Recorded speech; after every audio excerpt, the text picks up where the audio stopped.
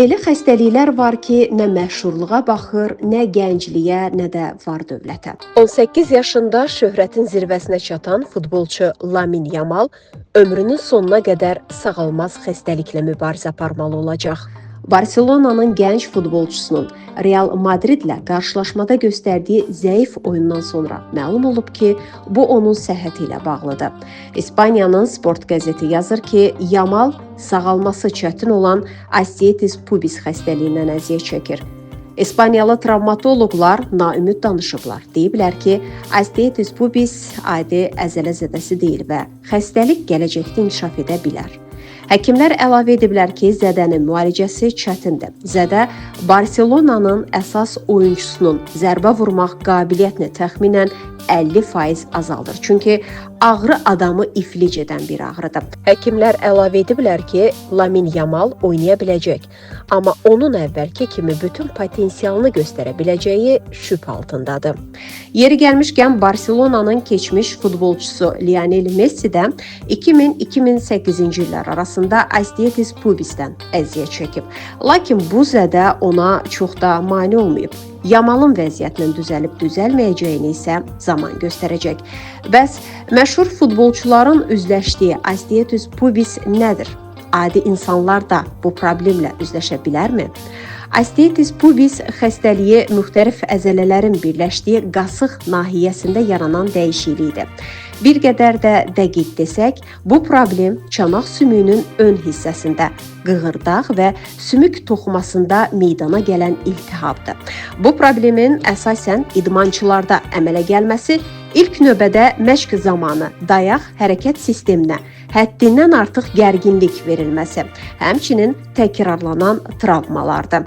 Problem yaranan zaman əzələlər və birləşdirici toxuma ciddi şəkildə gərginləşir. Bu da sümüyün ön hissəsinin zədələnməsinə səbəb olur. Üstəlik, həmin hissədə iltihab yaranır.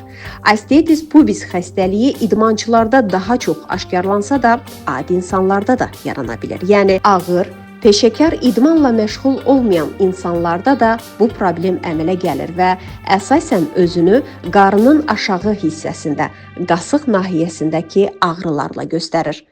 Hətta hamilə qadınları da belə bir təhlükə gözləyir. Belə ki, doğuş zamanı çanaq nahiyəsinə edilən təzyiq bu problemlə nəticələnə bilər. Hətta doğuşdan sonraki dövrdə uşaqlığın sallanması, sidik qaçırma ilə bağlı aparılan əməliyyatlar, hətta sidik kisəsi və prostat əməliyyatından sonra da bu problemin yaranma ehtimalı var. Bəs xəstəliyin əsas əlamətləri nələrdir? İlk vaxtlarda xəstəlik özünü biruzə verməyə bilir. Amma zaman keçdikcə hərəkətin məhdudlaşması və həyat keyfiyyətinin azalması özünü biruzə verir. Yəni, bu problem özünü qəfildən göstərmir. Erkən mərhələlərdə yüngül əlamətlər üzə çıxır, amma ağrı az olduğundan insan fikir vermir. Nəticədə iltihablaşma artır, ağrılar şiddətlənir, hətta insan əlilliklə belə üzləşə bilir. Həkimlər bildirirlər ki, Astietis pubis xəstəliyinin əlamətləri insandan insana dəyişir, amma bəzi əlamətlər var ki, eynidir. Qasıq nahiyəsində daimi ağrılar, xüsusilə qasıqda, sər saatlarında nəzərə çarpan sərtlik hissi, gəzərkən, pilləkənləri qalxarkən və ya qaçarkən ağrının artması, qarnın aşağı hissəsində və budlara yayılan ağrı, İdman zamanı performansın azalması, çanaq nahiyəsində həssaslıq və şişkinlik. Bəs xəstəliyin müalicəsi varmı? Məşhur futbolçu Lamin Yamalın həkimlərinin açıqlaması göstərir ki, xəstəlik qismən aradan qaldırılsa da tam sağalma ehtimalı azdır. Hətta insan bu problemlə ömrünün sonuna qədər yaşamaq məcburiyyətində qala bilər. Amma müalicə vacibdir. Əks təqdirdə qeyd etdiyimiz kimi əlilliklə nəticələnə bilər.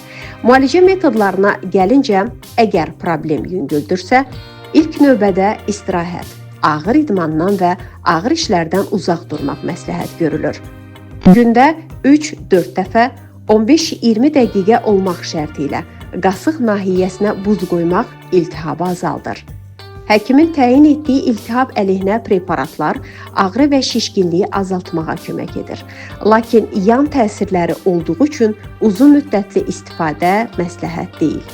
Yüngül məşqlər də etmək olar. Bu həm ağrıları azaldır, həm də çanaq əzələlərinin tarazlığını artırır. Adətən xəstəliyin müalicəsi fərdi proqram əsasında aparılır. Müalicə həmçinin ağrının şiddətindən, iltihabın dərəcəsindən və xəstənin həyat tərzindən asılıdır. Yüngül hallarda dərman və istirahət əsas üsullardır. Bununla belə idmançılar üçün reabilitasiya proqramları vacibdir. Burada əsas məqsəd əzələ gücünü qorumaq və təkrar zədələrin qarşısını almaqdır. Son çarə isə əməliyyatdır. Yəni dərman və fizioterapiya kömək etməzsə, ağrı və iltihab azalmazsa çıxış yolu kimi əməliyyat seçilir. Əməliyyatın məqsədi əzələ bağlarını gücləndirmək, zədələnmiş və iltihablı toxumanı çıxarmaqdır. Əməliyyatdan sonra bərpa dövrü isə uzun çəkir. Bu, əsasən xəstənin yaşından, ümumi sağlamlığından və əməliyyatın aparıldığı sahədən asılıdır. Çalışın, xəstəliklə üzləşməyin, sağlam qalın, çünki sağlamlıq əsas şərtdir.